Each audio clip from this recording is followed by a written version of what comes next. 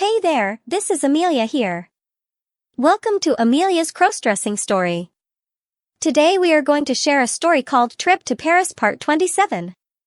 By Teddy.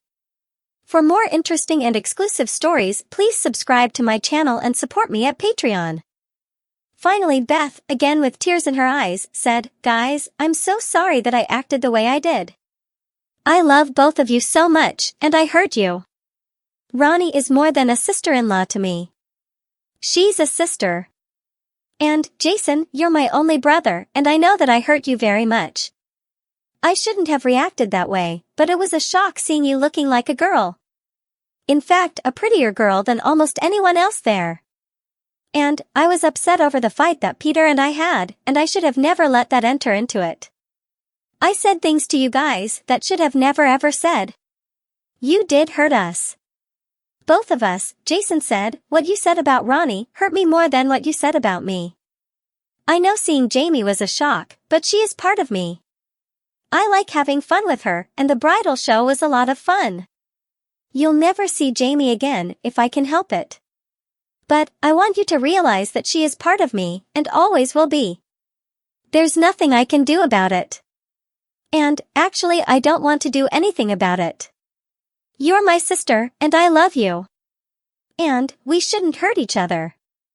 I know. Mary and I had an even longer talk about you after Ronnie left. She made me really see that you were still you, and that you just have a side I never knew about. I still don't really understand, but I know that I love you very much, and will never act that way again. It hurt you, Ronnie, Mom, and Mary. And, I never, ever, wanted to do that. Have you apologized to Mom?" "Yes." "And?" "She read me the riot act, and we had a big cry together. But, everything is fine." Jason looked at Ronnie, and said, "Well, I guess if Mom can forgive her, I can. How about you?"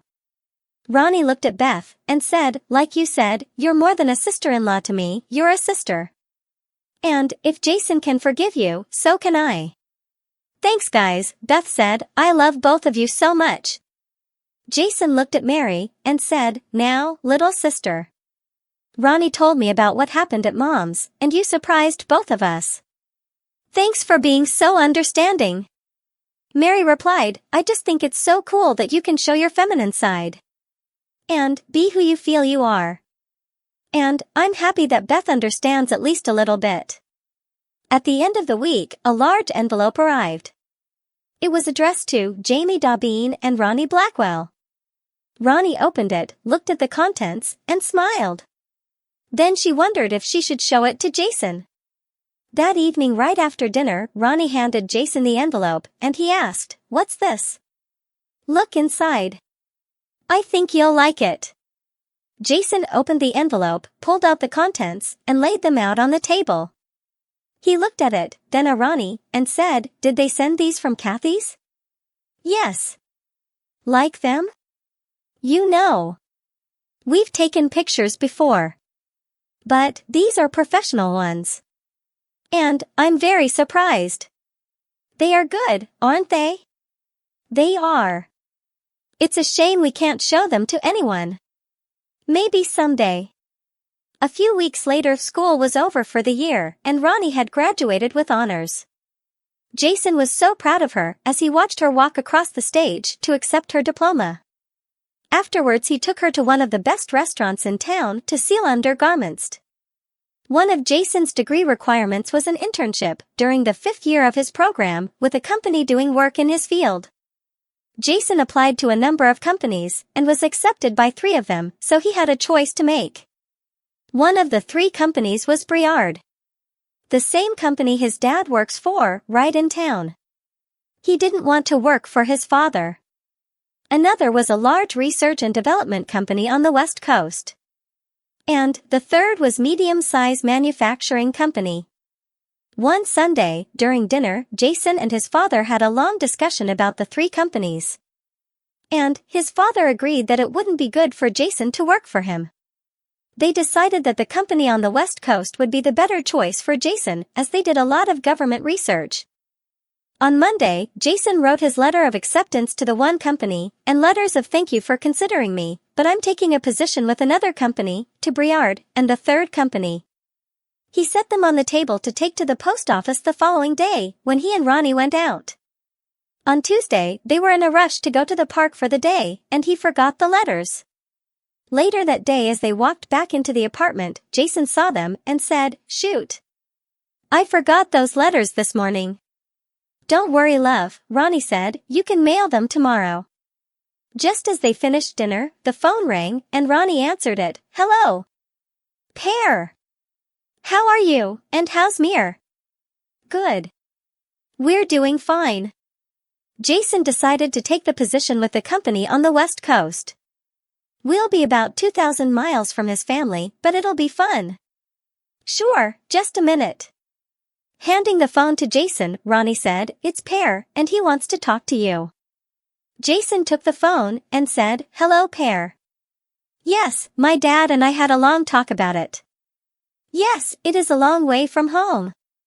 "It's fair. Ronnie hasn't forced me to keep up with it." "I know, it would be a good thing to have." Ronnie gave him a questioning look. Jason mouthed, "My French," and continued his conversation with Ronnie's father. "Yes sir, I'll get on her about it." "You have? I see.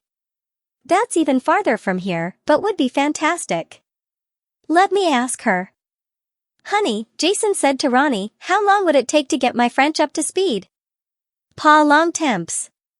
Mais, pourquoi? Not long." "But, why? How would you like to spend 4 months in France?" "What?" "Your father said that they have an internship for me in Brest, at the main office." "You're kidding me." "No. But, my French has to be better than it is. Rien mais le français à partir de, mon amour. Nothing but French from now on, my love." "Think we can do it?" "Oui. Nous aurons vous parlant comme un vrai français dans aucun temps." "Yes. We'll have you talking like a true Frenchman in no time." Jason went back to the phone and said, "Pear. I assume you heard all of that?" "Yes, I think Ronnie is a little excited." "No. I was going to send them today, but we forgot to take them to the post office." "Yes. I'll redo them and send the one for Briard directly to you." "All right, here's Ronnie." Handing the phone to Ronnie, Jason said, "ICILament. Parlor à votre mère et au père. Here, lover. Talk to your mother and father." Ronnie was so excited, and she talked so fast, that Jason had a problem understanding her. But, he tried. And, as she was beginning to say goodbye to her mother, Jason said, "Les dire, je les aime les deux. Et nous les verrons dans L8. Tell them I love them both. And, we'll see them in August." From that moment on, everything between the couple was in French. Except when they were around his parents, or friends. Mary was an exception. She had taken 4 years of French in high school, and was still taking it in college. So, when Mary was around, the three spoke only in French. In early August, Jason and Ronnie were shipping some items to France. There was some of Ronnie's things, and some of Jason's. As well as most of Jamie's things. On the way home from the shipping office, Jason said, "What if your mother unpacks our stuff?" "I don't think she will. She knows we are only staying with them until we find an apartment. And that we don't want to pack twice. Besides, she knows about Jamie." 2 weeks later, Ronnie's parents were meeting them at the airport, along with Ronnie's friend Ariane and her boyfriend Henri. Ariane and Ronnie greeted each other like long-lost sisters. And, as Ronnie's mother was giving her a big hug, she said, "Shanta, I unpacked the things you shipped. I hope you don't mind. And, I noticed that Jamie came along." "Mir. You shouldn't have. You know we're going to look for a flat." "I know, Fee. But, I thought you might want some of these things." "That all right, Mir. You don't mind that Jamie is here. Do you?" "No, Fee. That's between you and Jason. But Pear still doesn't know about her. And he won't. As they were walking to the car, Ronnie whispered to Jason, Mir knows that Jamie is here and is cool with it. She unpacked our things. Didn't she? Jason said. Yes. Mad? No. Of course not. But I told you so. Didn't I? As Ariane and Henri were helping carry Ronnie's and Jason's bags to her old room, Ariane took Ronnie aside and whispered, Henri asked me to marry him. Ronnie reacted like any girl would, got very excited, and hugged Ariane.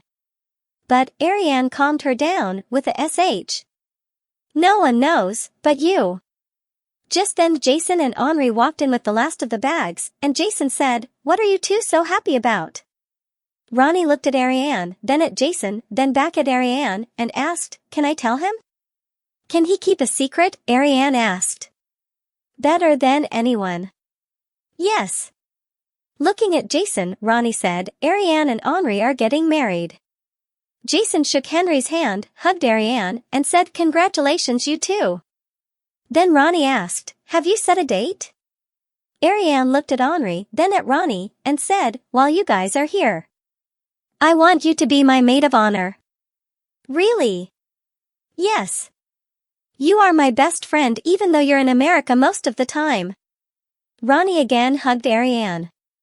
Jason and Henri went down to the kitchen to get something cold to drink. And Ronnie and Ariane continued to unpack and put clothes away. As Ariane was hanging up the last of Ronnie's things, she noticed all the feminine clothes. She said, You sure brought enough clothes with you.